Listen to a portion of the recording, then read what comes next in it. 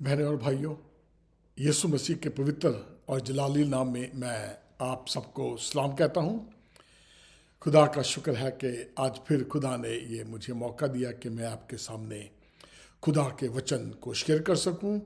और मेरी ये आप सबसे गुजारिश है, एक रिक्वेस्ट है कि मेहरबानी से अगर आप ये कंटिन्यू रखना चाहते हैं, क्योंकि बहुत सी कॉलें आई हैं जो कि जिन्हें ये थोड़ी सी जानकारी अच्छी लग रही है। ये सिर्फ उन लोगों के लिए है जो बिल्कुल नए हैं, और ये एक बेसिक सी जानकारी है, बेसिक सी एक बाइबल स्टडी है थोड़ी, ताकि जो लोग नए हैं उन्हें पता लग जाए कि किस तरह से खुदा ने इस दुनिया को रचा या बनाया और धीरे धीरे किस तरह से ये आगे बढ़ी है।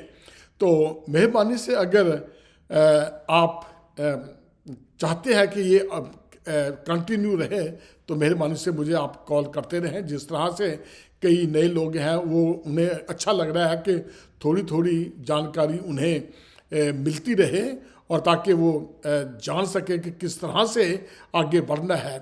तो बड़ा अच्छा लगता है जब कॉल्स आती हैं, और मेरी यही एक दुआ है खुदा से कि आप लोग धीरे धीरे समझना शुरू कर दें कि किस तरह से खुदा ने इस दुनिया को रचा, और किस तरह से धीरे धीरे, अभी हम पुराने नियम में हैं, और जब आपको इस सारी हिस्ट्री का पता लग जाएगा कि किस तरह से खुदा ने शुरू किया और हम आज कहाँ पे हैं, तो फिर आपके लिए दोबारा बाइबल को पढ़ना और समझना वो बहुत आसान हो जाएगा। तो जैसे कि आप जानते हैं कि मैं मॉरिस सैमुअल हर बुधवार को और शनिवार को अमेरिकन सेंट्रल टाइम के मुताबिक सुबह 9 बजे और इंडियन स्टैंडर्ड टाइम के मुताबिक शाम को लगभग 8:30 बजे मैं आपको इस मंच पे मिलता हूं, जिसका नाम है वचन वाचा विश्वास। तो मेरा पूरा विश्वास है कि आप खुदा के वचन को सीख रहे हैं, और यही मेरा उद्देश्य है कि आपको थोड़ी बहुत ही मैं जानकारी दे सकूं, ताकि आपके लिए ये समझना जो है आसान हो जाए।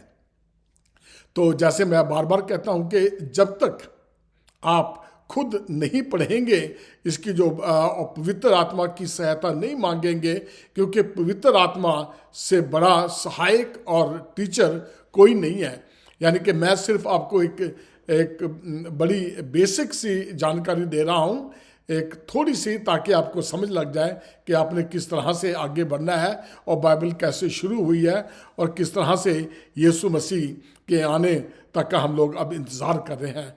तो ये जानकारी के लिए मैं आप सिर्फ आपको ये मैं आज्ञा करना चाहता हूँ कि अगर कोई आप चाहते हैं कि थोड़ा, क्योंकि मैं सिर्फ बहुत शॉर्टकट बता रहा हूँ, मैं एक बड़ी साधारण सी एक नॉलेज दे रहा हूँ मैं, ताकि आपको समझने में आगे आसानी मिल जाए। तो कोई नया है तो वो मेहरबानी से मेरा नंबर लिख लें, अगर आप मुझसे कुछ संपर्क करना चाहते हैं। नंबर है 214-763-6061। तो खुदा के वचन में चलने से पहले आइए हम दुआ मांगे। हमारे मेहरबान और सच्चे और जिंदा खुदा बाप, तेरा शुक्र है तेरी तमाम आशीषों का, बरकतों का खुदावंद, खास तौर से आज के दिन के लिए तूने मुझे ये मौका दिया कि मैं तेरे वचन को तेरे लोगों तक बांट सकूं, शेयर कर सकूं। एक अच्छी खबर, गुड न्यूज़ मैं इनके सामने साथ मैं शेयर कर सकूं। खुदावंद, जब मैं बोलूं, बोलने वाला मैं नहीं बल्कि तेरा आत्मा मुझ में होके बातचीत करे। जितने भी बहन भाई सुन रहे हैं उन सबको बड़ी समझ देना, ताकि तेरी वचन की गहराइयों को वो जान सके, और जब वो जान जाए, समझ जाए, अपने जीवनों में लागू करें, और दूसरों को भी ये न्यूज़ शेयर करने में उनकी मदद करें। इस छोटी सी दुआ को मांगता हूँ, सुना कबूल कर, तेरे प्यारे बेटे यीशु के नाम से मांगता हूँ, आमीन। बहनों और भाइयों, मैं आप सबका इस प्रोग्राम में स्वागत करता हूँ। एक बार फिर मुझे ये मौका दिया कि मैं आपके सामने खुदा के वचन को रखूं। जैसे कि आप जानते हैं कि हम लोग पुराने नियम की स्टडी कर रहे हैं, और आज मैं व्यवस्था विवरण, जो कि पुराने नियम की 5वीं किताब है, मूसा के द्वारा ये लिखी गई 5वीं किताब है जो मूसा ने ये लिखी गई। तो आज हम इसका इसका अध्ययन करने जा रहे हैं। तो आप जानते हैं कि अब हम जहाँ पे हैं, पिछली दफ़ा मैंने बताया था कि बिल्कुल जिससे कहते हैं कि मोआब एक देश है, मोआब और प्रॉमिस लैंड का जो बॉर्डर है वहाँ पे खड़े हुए हैं। अभी इस्राएली जो हैं वो अभी उसमें एंटर नहीं किए हैं, और खुदा जो है मूसा को बता रहा है क्या कुछ करना है। खुदा मूसा को दिखाया भी है कि ले भी अब तू ये प्रॉमिस लैंड देख ले, और इसके बाद तू वहाँ एंटर नहीं हो पाएगा, क्योंकि खुदा के जो उन्होंने हारून ने, उसने गलती की थी। खुदा ने, हारून मर चुका है, खुदा ने उनको सज़ा दी थी कि भी तुम लोग इस वादे की भूमि में दाखिल नहीं हो सकोगे।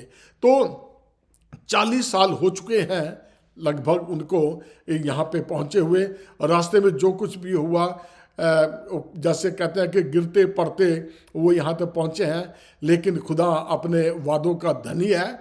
जैसा उसने कहा था कि मैं तुम्हें, उसने प्रॉमिस किया था क्या नाम, अब्राहम के साथ मैं तेरे वंश को ये सब कुछ ये दूंगा। मैं खुदा अपने वादे के मुताबिक, बेशक लोगों ने बलवा किया है, लोगों ने खुदा को दुख भी दिया है, लेकिन उन्हें बार बार सज़ा भी मिलती रही है। खुदा ने ये प्रॉमिस भी किया था कि जो भी इस पीढ़ी के जो वहाँ से निकले हुए हैं, जब वो मिस्र से निकले थे, तो इनमें से कोई भी उस देश में एंटर नहीं होने पाएगा। और ऐसा ही हुआ। तो वो जो भी पुराने लोग थे वो सारे ख़त्म हो चुके, उनमें से एक भी प्रॉमिस लैंड में एंटर नहीं होगा।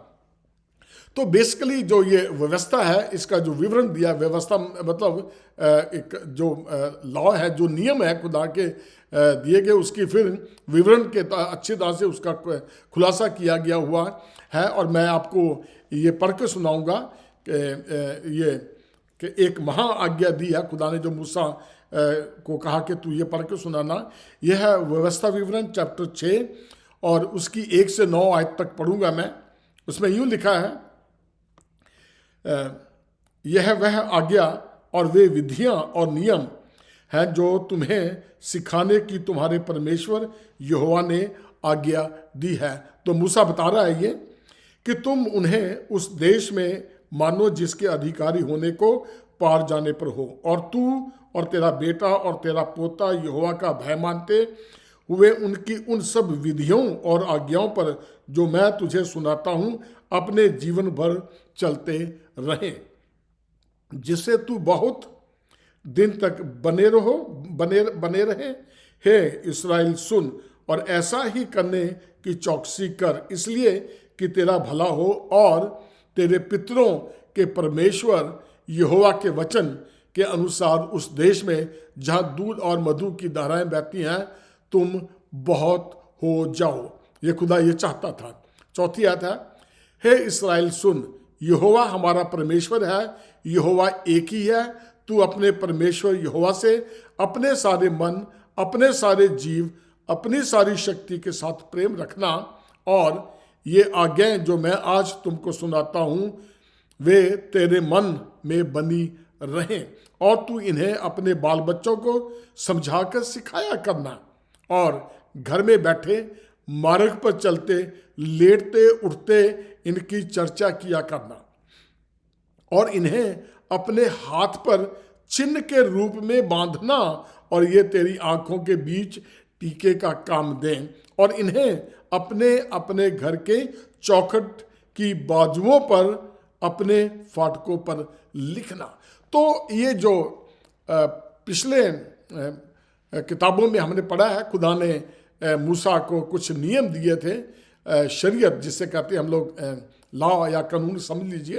तो वो नियम यहाँ पे खुदा मूसा को कह रहा है कि इन्हें एक बार फिर ये सिखा दे, ये बतला दे, ये याद करा दे, ताकि अगर इन 40 सालों में, क्योंकि 40 साल में बच्चे जो है वो बड़े होते रहते हैं, बड़े हो गए हैं, जो कुछ बच्चे समझदार हो गए हैं, कुछ सियाने हो गए हैं, तो खुदा धीरे धीरे टाइम टू टाइम यानी कि हर तरह से खुदा उन्हें सिखाते आ रहा है। और मूसा बार बार ये कोशिश करता है ताकि जो लोग अब सियाने हो गए, जो पहले 8-10 साल के होंगे, अब वो 20 साल के हो गए या 30 साल के हो गए हैं, तो खुदा उस तरह से अपने बंदों को बार बार सिखा रहा है, उनको याद दिला रहा है, क्योंकि जो बुजुर्ग हैं, ताकि वो जो 40 साल के हो चुके हैं, जो रास्ते में पैदा हुए हैं, वो सियाने हो गए हैं, और ताकि वो सीखे और अपने बच्चों को भी वो सिखाने की का वादा करे। जैसे कि यहाँ पे लिखा है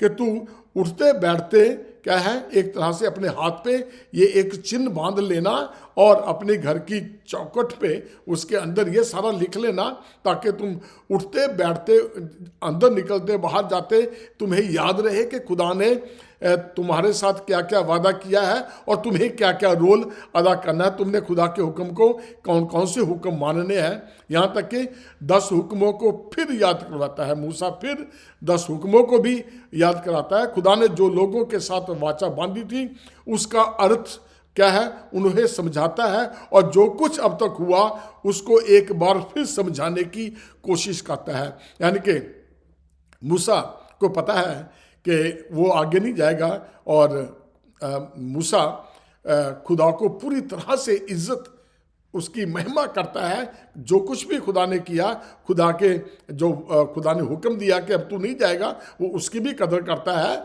और वो जानता है कि मैं नहीं जाऊंगा, लेकिन उसके बावजूद तक भी आखिर तक वो खुदा की हुक्मों को मानता रहा है, खुदा की सुनता रहा है, और उसके लोगों को वो सुनाता रहा है। तो ये बहुत अच्छी बात थी। और इससे हम आगे बढ़ते हैं धीरे धीरे, और फिर चैप्टर 18-15 में मूसा लिखता है कि परमेश्वर यहोवा तेरे मध्य से, अर्थात तेरे भाइयों में से मेरे समान एक नबी को उत्पन्न करेगा, तू उसी की सुनना। यह है यीशु मसीह के बारे में भविष्यवाणी की है। अब मूसा फिर उन्हें, अब लोगों को भी पता है कि मूसा ने जाना, हम बता दिया होगा उसने भी कि मूसा का टाइम आ गया, ये भी एक दिन जाएगा, क्योंकि बाकी दूसरी नई पीढ़ी है, और खुदा मूसा के दिल में डाल रहा है, और मूसा उन्हें बता रहा है कि भाई मेरे तरह एक नबी, ये यीशु मसीह के बारे में भविष्यवाणी है, यहोवा तेरे मध्य में, अर्थात तेरे भाइयों में से, यानी कि गोत्र में से क्या है, एक नबी को लेके आएगा जो तुम्हें सब कुछ सुनाएगा और उसी की मानना। तो बहनों और भाइयों, ये यीशु मसीह के बारे में भविष्यवाणी की गई थी। तो मूसा इस किताब में तीन सरमन, या जिसे कहते हैं कि प्रवचन, वो देता है या लिखता है। तो पहला है पहला चैप्टर 1 आयत से लेके 4 चैप्टर 43 तक पहला प्रवचन है, और दूसरा है चैप्टर 4 से उसकी 44 आयत से लेकर 26 की 19 आयत तक है, और जो तीसरा है वो है 27 से 34 तक। तो इस किताब में जो जिक्र है वो बेसिकली वही है जो सब कुछ हो चुका है, और उसको क्या है मूसा दोहरा रहा है। उसको क्या है मूसा दोहरा रहा है कि तुमने मेक श्योर कि तुम ये करना, मेक श्योर कि तुम ये नहीं करना है तुमने, क्योंकि खुदा है बहुत नाराज हो जाएगा, और जब आज्ञा की उल्लंघना करोगे उसके बारे में बहुत ज़्यादा चेतावनी भी दी हुई है। और वो चेतावनी इस तरह की चेतावनियाँ दी हुई हैं कि मैं आपको थोड़ा पढ़ के सुनाता हूँ कि जब तेरा परमेश्वर यहोवा तुझे उस देश में पहुँचाए जिसके विषय में उसने अब्राहम, इसहाक और याकूब नामक तेरे पूर्वजों से तुझे देने की शपथ खाई, और जब वह तुझको बड़े और अच्छे नगर में तूने जो नहीं बसाए, उन्हें अच्छे अच्छे पदार्थों से भरे हुए घर जो तूने नहीं भरे, और खुदे हुए कुएं जो तूने नहीं खोदे, और दाख की बारियां जो और जैतून के वृक्ष जो तूने नहीं लगाए, ये सब वस्तुएं जब वह दे तो तू खा के तृप्त हो। तब सावधान रहना, कहीं ऐसा ना हो कि तू यहोवा को भूल जाए जो तुझे दास्तव के घर अर्थात मिस्र देश से निकाल के लेके आया है। ये वायदे किए हैं कि तू ना भूल जाना।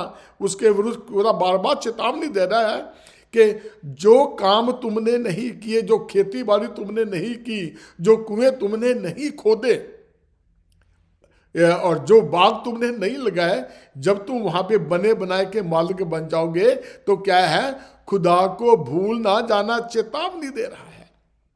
और आज हम लोग ये देखते हैं अक्सर कि जब हम रोते हैं, गिड़गिड़ाते हैं खुदा के सामने, सारे काम खुदा से मांगते हैं, खुदा हमें इस चीज़ की ज़रूरत है, खुदा हमारा ये कर दे, हमारा वो कर दे, और खुदा दुआ सुनता है। और उसके बाद क्या होता है, जब हमें आशीषें मिल जाती हैं और फिर क्या कि हम लोग खुदा को भूल जाते हैं, और फिर उसके जो कॉन्सिक्वेंसेस हैं, तो उसके जो परिणाम हैं वो बहुत गंभीर हो जाते हैं। तो बहनों भाइयों, यहाँ पे मूसा बार बार ये चेतावनियाँ दे रहा है कि तुम्हें किस तरह से अपने को तैयार रखना है और खुदा को भूलना नहीं है। और फिर एक और कि फिर आगे को जब तेरा लड़का तुझसे पूछे ये चेतावनियाँ और विधियाँ और नियम जिनके मानने की आज्ञा हमारे परमेश्वर यहोवा ने तुमको दी हैं, इनका प्रयोजन क्या है, तब अपने लड़कों से कहना, तब हम मिस्र में फिरौन के दास थे, तब यहोवा बलवंत हाथ से हमको मिस्र से निकाल ले आया है।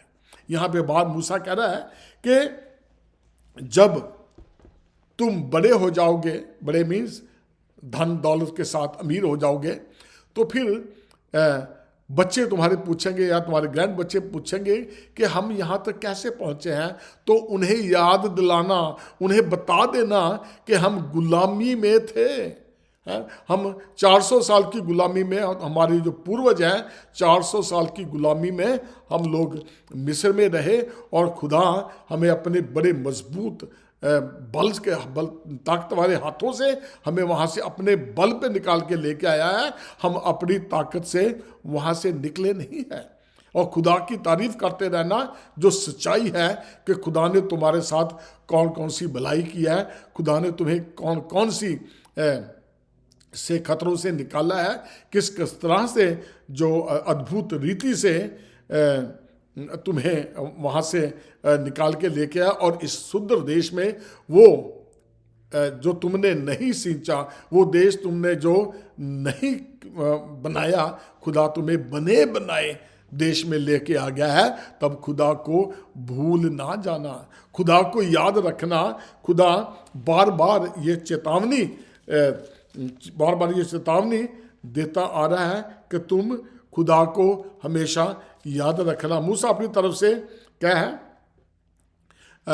कि बार बार चेतावनियाँ दे रहा है, और एक जो सबसे बड़ी जो चेतावनी है वो एक और है कि अन्य देवताओं की जो पूजा करना है वो बिल्कुल ही मनाही है। यहाँ पे मैं पढ़ रहा हूँ एक और 16 चैप्टर उसकी 21 में यूँ लिखा है, तू अपने परमेश्वर यहोवा को जो वेदी बनाएगा उसके पास किसी प्रकार की लकड़ी की बनी हुई अशेरा की स्थापना ना करना और ना कोई लाठ खड़ी करना, क्योंकि उससे तेरा परमेश्वर यहोवा घृणा करता है। 17वां चैप्टर उसमें यूँ लिखा है, तू अपने परमेश्वर यहोवा के लिए कोई बैल या भेड़ बकरी बलि ना करना जिसमें दोष हो या किसी प्रकार की खोट हो, क्योंकि ऐसा करना तेरे परमेश्वर यहोवा के समीप घृणित है, नफरत करता है खुदा इन चीज़ों से।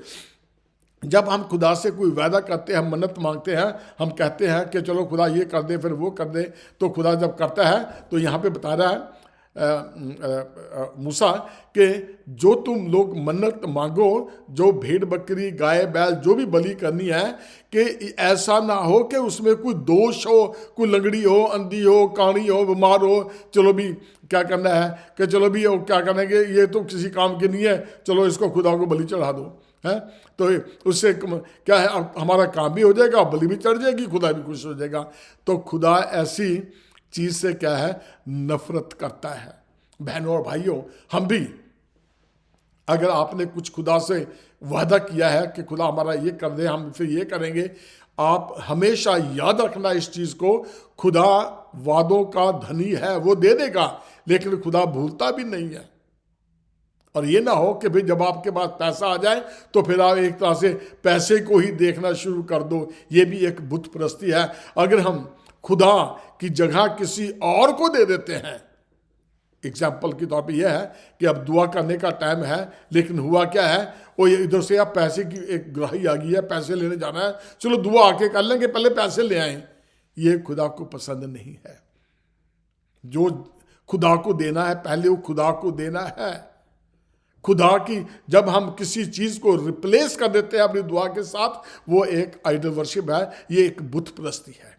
तो बहनों और भाइयों, याद रखना कि ये बुत परस्ती है एक तरह की, जब हम खुदा को छोड़ के क्या है दूसरे की ओर ज़्यादा तवज्जो देते हैं या उसको ज़्यादा प्रेफरेंस देते हैं, तो ये एक बिल्कुल ही बुत परस्ती हो जाती है। और एक बार फिर कहूँगा मैं, बेसिकली जो कुछ पहले लिखा है उसी को दोहराया गया है। सब विधियों के बारे में सिखाया है, सब नियमों के बारे में फिर याद दिलाया है, और सब चेतावनियाँ फिर दी गई हैं। बार बार मूसा हर तरह से वो चेतावनियाँ दे रहा है कि तुम खुदा को नाराज़ नहीं करना, खुदा को। और अब मैं चैप्टर 33 पढ़ने लगा हूँ मैं।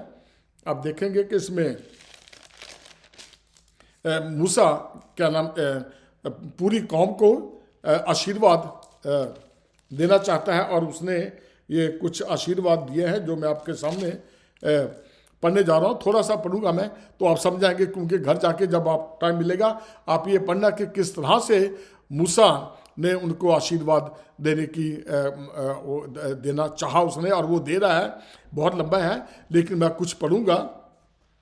जो आशीर्वाद परमेश्वर के जन मूसा ने अपनी मृत्यु से पहले इस्राएलियों को दिया वह यह है, उसने कहा, यहोवा सीने से आया और सईर से उनके लिए उदय हुआ।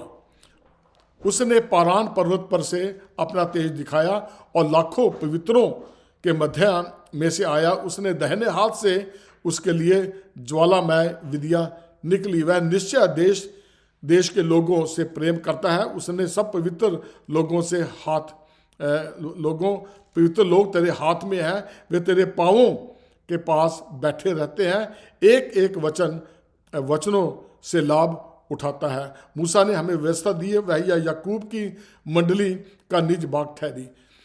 तब प्रजा के मुख्य पुरुष और इस्राएल के गोत्री एक संग होकर एकत्रित हुए और वह यशूरून में राजा ठहरा। रूबन ना मरे वरना जीवित रहे, तो अभी उसके यहाँ के मनुष्य थोड़े हों। और यहूदा पर यह आशीर्वाद हुआ जो मूसा ने कहा।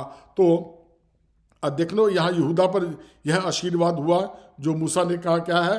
हे यहोवा, तू यहूदा की सुन और उसे उसके लोगों के पास पहुंचा और अपने लिए आप अपने हाथों से लड़ा, और तू ही उसके द्रोहियों के विरुद्ध उसका सहायक हो। फिर लेवी के विषय में तो इस तरह से जितने भी उसने उनको आशीर्वाद दिया खुदा के फजल से। जब खुदा ने जब उसने कहा तो कौन कौन से तूने आशीर्वाद देने हैं, तो फिर उसने जितने भी 12 गोत्र हैं, ठीक है, मैंने यहूदा से शुरू किया। जब आप पढ़ेंगे तो उसमें हर एक तरह के सब गोत्रों को बारी बारी से क्या है आशीर्वाद दिया हुआ है। तो अब हम 34, अब जैसे मैंने बताया कि मूसा बिल्कुल उसके बॉर्डर पे खड़े हुए हैं, प्रॉमिस लैंड के और मोआब के। और अब वो टाइम आ गया है जब खुदा ने मूसा को अपने पास बुलाना है। और एक जो मूसा का चेला था, शागिर्द था, यहोशू, उसके बारे में हम यहोशू की पुस्तक में जानेंगे। अब सारी बागडोर जो है मूसा ने उससे तैयार किया है, और खुदा ने भी वही चाहा है, उसको मिलने वाली है। और हम इसका आखिरी चैप्टर पढ़ने जा रहा हूँ मैं, 34, कुछ बहुत बड़ा नहीं है, 12 आते हैं, तो मैं उसके सामने आपके सामने पढ़ने जा रहा हूँ। यह है मूसा की मृत्यु के बारे में। उसमें यूँ लिखा है 34 में, फिर मूसा मोआब के अराबा से नबो पहाड़ पर जो पिसगा की एक चोटी और यरीहो के सामने है चढ़ गया, और यहोवा ने उसको दान तक का गिलाद नामक सारा देश और नप्ताली का सारा देश और एप्रम मनश्शे का देश और पश्चिम के समुद्र तक का यहूदा का सारा देश और दक्षिण देश और स्वार तक की यरीहो नामक खजूर वाले नगर की तराई, यह सब दिखाया। तब यहोवा ने उससे कहा, जिस देश के विषय में मैंने अब्राहम, इसहाक और याकूब से शपथ खाकर कहा था कि मैं इसे तेरे वंश को दूंगा, वह यही है। मैंने इसको तुझे साक्षात दिखा दिया है, परंतु तू पार होकर वहां जाने ना पाएगा। तब यहोवा के कहने के अनुसार उसका दास मूसा वहीं मोआब के देश में मर गया, और उसने उसे मोआब के देश में बेतपोर के सामने एक तराई में मिट्टी दी। यानी कि खुदा ने खुद मूसा को मिट्टी दी थी। और आज के दिन तक कोई नहीं जानता कि उसकी कब्र कहाँ है। मूसा अपनी मृत्यु के समय 120 वर्ष का था, परंतु ना तो उसकी आंखें धुंधली पड़ी और ना उसका पौरुष घटा था। और इस्राएली मोआब के अराबा में मूसा के लिए 30 दिन तक रोते रहे। तब मूसा के लिए रोने का और विलाप करने का दिन पूरा हुआ। और नून का पुत्र यहोशू बुद्धिमानी की आत्मा से परिपूर्ण था, क्योंकि मूसा ने अपने हाथ उस पर रखे थे, और इसराइली उस आज्ञा के अनुसार जो यहोवा ने मूसा को दी थी उसकी मानते रहे। और मूसा के तुल्य इस्राएल में ऐसा कोई नबी नहीं उठा जिससे यहोवा ने आमने सामने बातें की हों। और उसको यहोवा ने फिरौन और उसके सब कर्मचारियों के सामने और उसके सारे देश में सब चिन्ह और चमत्कार करने को भेजा था। और उसने सारे इस्राएलियों की दृष्टि में बलवंत हाथ और बड़े भय के काम कर दिखाए थे। तो बहनों भाइयों, ये था मूसा तक की हिस्ट्री और मूसा की पूरी 5 किताबों का ये वर्णन था। और मूसा को, जैसे कि आप जानते हैं कि आज तक मूसा जैसा जो काम मूसा ने दिखाए हैं वो आज तक किसी ने नहीं दिखाए हैं। तो आपने सुना भी कि खुदा ने मूसा को मिट्टी दी उसी पहाड़ पर, लेकिन आज तक उसको कोई खोज नहीं पाया। अगर उसको कोई खोज लेता तो लोगों ने क्या करना था, उसकी मूर्ति बना के लोगों ने, इस्राएलियों ने वहीं उसकी पूजा करनी शुरू कर देनी थी। तो खुदा जो भी करता है, खुदा बहुत अच्छा करता है। खुदा जानता है कि लोग कैसे हैं। वो मिस्रियों को जानता था, क्योंकि देखा नहीं कि वो तो कभी किसी की मूर्ति बना लेते थे, कभी किसी को। वो एकदम बिल्कुल हाथों पैरों में आ जाते थे, बड़ी जल्दी घबरा जाते थे। और जब खुदा का चमत्कार देखते थे तो उस वक्त ठीक रहता था, और उसके बाद वो फिर भूल जाते थे, वो फिर अपनी आई पे आ जाते थे। तो बहनों भाइयों, ये थी एक छोटी सी 5 किताबों का, मूसा की किताबों का वर्णन। और इसके बाद हम जल्दी और जाएंगे आगे। लेकिन जब हम नए नियम में आएंगे तो उस वक्त क्या है, हमारी जो एक शिक्षा है वो बहुत मजबूत दृढ़ शिक्षा जो है वो नए नियम से शुरू होगी। क्योंकि जो कुछ भी हमने पुराने नियम में पढ़ा है, जैसे कि कह सकते हैं कि पुराना नियम जो है एक किस्म से बंद है, लेकिन जब नए नियम में आएंगे तो वो क्या है, एक तरह से खुला होगा। पुराना नियम एक तरह से एक बंद किताब है, लेकिन जब नए नियम में आएंगे तो हमारे सामने जो है वो खुला होगा। फिर हम उसको आराम से समझ सकते हैं कि किस तरह से खुदा का जो प्लान है वो पुराने नियम से उत्पत्ति से शुरू हुआ। और हम उसको जब फिर यीशु मसीह के बारे में जब हम शुरू करेंगे तो हम उसको अच्छी तरह से जान सकते हैं। और जब तक हम पुराना नियम नहीं जानेंगे, हम नए नियम को नहीं समझ सकते। तो बहनों भाइयों, नेक्स्ट जो है वो है, अब जो मूसा वाली रिस्पॉन्सिबिलिटी थी वो है क्या है, अब यहोशू के ऊपर उसे अपॉइंट कर दिया गया है। तो हम नेक्स्ट टाइम हम यहोशू की स्टडी करेंगे। जब तक के लिए मैं इजाज़त चाहूँगा। तो आइए हम दुआ करें। हमारे मेहरबान और सच्चे खुदा बाप, तेरा शुक्र है, तूने आज तक संभाल के बचा के रखा खुदावंद। इस वचन के लिए तेरा शुक्र खुदावंद। सब बहन भाइयों के लिए जितने भी खुदावंद ये सुने या देखे बाद में, खुदावंद तू सबको समझ देना और ये जान जाए कि किस तरह से तूने इस दुनिया को रचा। खुदावंद उन्हें बड़ी बुद्धि और समझ देना, ताकि वो तेरे वचन को सुने, समझे, जाने और खुद भी पढ़े और दूसरों को इस काबिल बनाए कि वो भी पढ़ सके।